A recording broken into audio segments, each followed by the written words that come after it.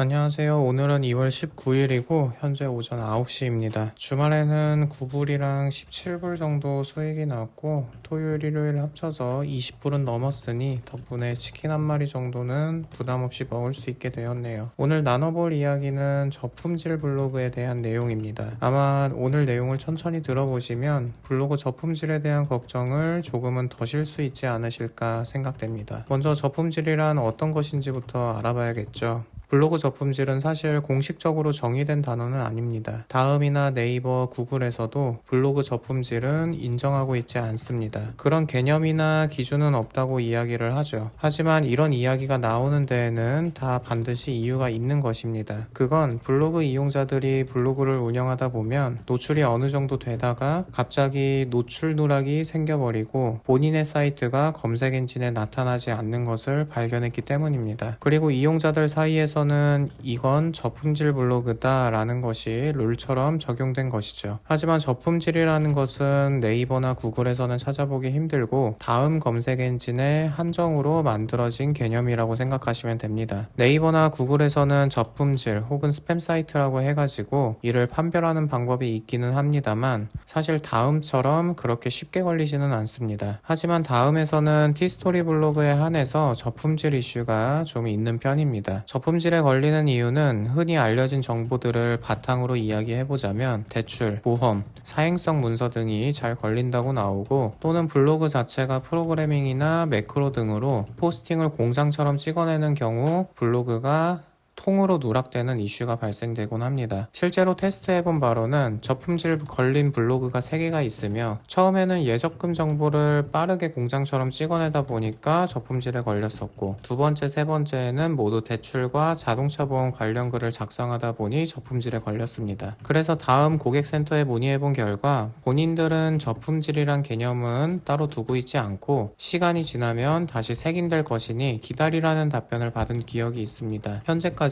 3가지 블로그 중에 1가지 블로그는 아직 통으로 노출이 안 되고 있고 나머지 2개의 블로그는 최근에 저품질이 풀린 듯한 상황입니다. 이 부분에 대해서는 뒤에서 마저 이야기해 보도록 하고 그래도 저품질에 걸리는 경험을 하면서 다행이라고 생각한 점이 있습니다. 저품질이 1차 경고라고 한다면은 2차 경고에는 펍밴이라는 개념이 존재하는데 이 펍밴에 걸리게 되면 다음 검색 엔진에서는 애드센스 관련 수익 창출은 포기해야 됩니다. 그러나 아직 펍밴의 단계까지는 저는 오지 않았습니다. 잠깐 펍밴에 대해서 설명을 해드리자면 애드센스에는 이용자별로 주민등록번호 같은 고유번호가 존재하고 이를 펍코드라고 합니다. 그래서 블로그 사이트가 10개가 있다 하더라도 1개의 애드센스 계정으로 운영 중이라면 모두 같은 펍코드를 공유하고 있는 셈입니다. 그런데 다음에서 저품질을 계속 부여하다가 도저히 안 되겠다 싶어서 아예 해당 이용자의 펍코드 자체를 제한시켜버린 것입니다. 그리고 이렇게 되면은 다시 새롭게 블로그 사이트를 만들더라도 애드센스 펍코드는 동일하기 때문에 이 펍코드가 제한되면 00 티스토리에 해당 펍코드가 달린 애드센스 블로그는 이용하지 못하게 되는 것이죠. 그래도 다행히 아직 펍밴 단계까지는 오지 않은 채 티스토리 블로그 3가지는 정상적으로 광고 송출이 되고 있는 상황입니다. 그렇다면 저품질을 피하기 위해서 어떻게 해야 하나? 당연히 흔히 알려진 대로 대출, 보험, 사행성 글들은 피해서 작성하시는 것이 가장 좋겠죠. 그리고 당연히 매크로나 인공지능 업로드 같은 것도 주의하면서 말이죠. 하지만 시간이 지나니 자신있게 말씀드릴 수 있는 것은 검색 엔진의 눈치를 너무 볼 필요는 없다라는 것입니다. 정확히는 다음 검색 엔진의 눈치를 보지 말고 그냥 대출이나 보험 글도 자유롭게 작성하라는 이야기입니다. 물론 처음 블로그를 시작할 때 다음에서 발생되는 트래픽이 정말 소중하다는 것을 저도 알고 있습니다. 일반적으로 글을 쓰고 하루에 0명일 때가 허다한데 그나마 다음에서는 티스토리 노출이 좀 쉬운 편이다 보니까 하루에 방문자가 꽤 나오게 됩니다. 하지만 이슈글이나 게릴라성 수익을 노린 전략이 아니라면 애초에 다음 포털은 버리고 시작한다 라고 생각하시는 것이 정신건강에 이롭습니다. 현재 검색 시장에서 점유율이 가장 큰 곳은 네이버나 구글입니다. 물론 다음이나 줌, 빙 같은 곳이 워낙 점유율이 적다고 해도 이것을 숫자로 숫자로 환산해보면 결코 작은 숫자는 아닙니다만 그래도 장기적으로는 네이버나 구글을 노려야 하는 것이 맞습니다. 그리고 여기서부터가 중요한데 다음에서 내 티스토리가 저품질을 먹었다 한들 제 경험상 결국 네이버나 구글에는 노출이 됩니다. 그리고 오히려 다음에서의 반짝 트래픽보다도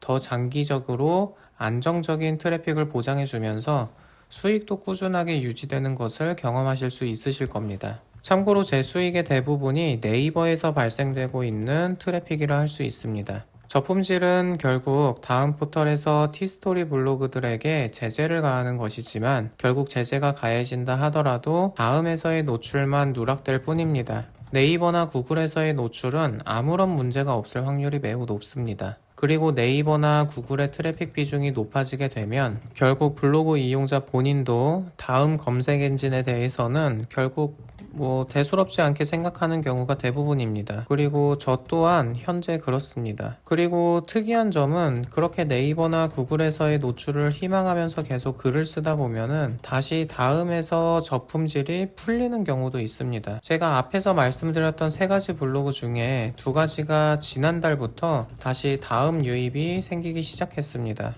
물론 이전에 비하면 굉장히 미비한 수준이긴 한데 그래도 현재는 약 전체 트래픽의 10에서 15% 정도를 담당해주고 있습니다. 그러니 결국 여기서 알 수 있는 것은 블로그 문서 품질에 이상이 없고 계속해서 방문자가 오고 가는 정황이 포착이 된다면 결국 저품질에서 해방될 수 있는 여지도 분명히 있다는 것입니다. 설사 저품질에서 해방되지 않더라도 충분히 네이버나 구글의 트래픽만으로도 블로그가 계속 운영될 여지는 충분하다는 것이고요. 아까 말씀드린 3가지 블로그 중에서 아직 저품질에 걸려있는 1가지 블로그도 충분히 운영 중이니까요. 사실 저품질에 대해서는 조금 경험 있으신 분들께 질문을 드리면은 다들 아무것도 아니니 그냥 글을 써라 라고 말씀을 하시는데 사실 그 말이 맞기는 합니다. 그리고 저도 이제는 그 말의 뜻이 무엇인지 직접 경험해봤기 때문에 더 공감하기도 하고요. 하지만 당시 블로그를 처음 시작하고 저품질에 걸렸을 때를 생각해보면 해당 블로그를 삭제하고 다시 만들까 아니면은 글들을 지워볼까 고객센터에 문의를 해볼까 이 방법은 어떻고 저 방법은 어떻다는데 등등등 몇 주 동안 고민을 했던 기억이 있습니다. 그렇기 때문에 처음 시작하는 입장에서는 이 저품질이라는 것이 참 힘 빠지는 일이란 것도 많이 공감이 됩니다. 하지만 이제는 저도 분명하게 말씀드릴 수 있을 것 같습니다. 본인이 티스토리를 운영 중이면서 다음에 노출이 안 되고 있다면 그건 그것대로 블로거로서 다음 단계로 나아가기 위한 준비가 끝난 상태라고